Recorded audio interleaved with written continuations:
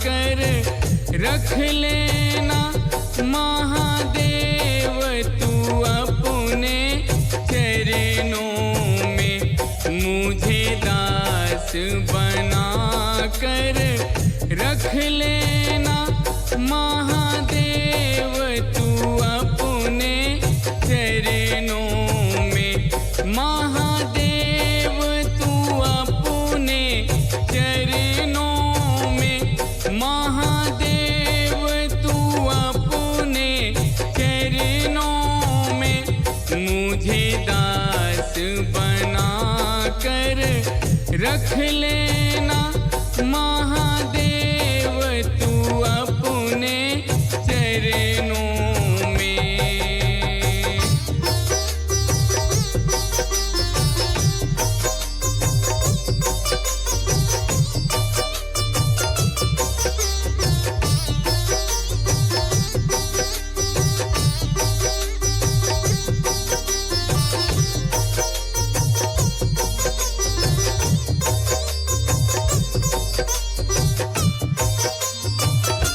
मैं भला हूँ बुरा हूँ तेरा हूँ, तेरे द्वार पे डाले दे रहा हूँ।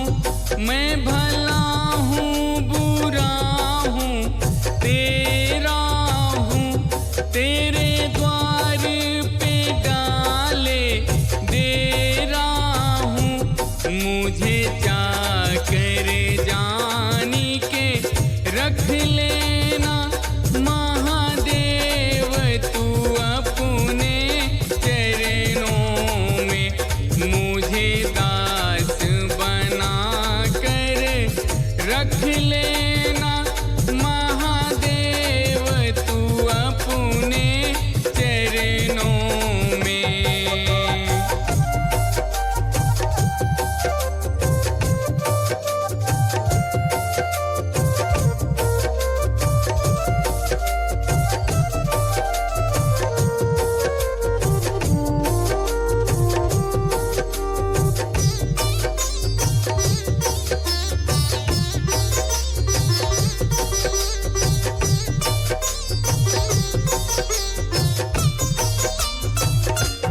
तेरे नाम से मिलता सहारा है, उसमें भी तो नाम हमारा है।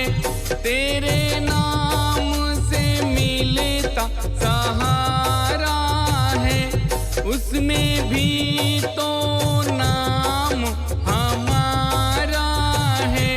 मुझे तुच्छ समझ कर रख लेना महादेव तू अपने चरणों में। मुझे